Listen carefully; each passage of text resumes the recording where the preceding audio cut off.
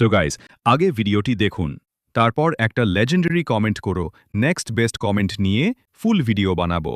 तो चलिए शुरू करते हैं। তো ফাইনালি ব্রেকআপ হওয়ার পর তার প্রোফাইলটা আজকে আবারও স্টক করছিলাম। তো অবভিয়াসলি চশমা পরে স্টক করবো, কারণ আমি একটু চোখে কম দেখি।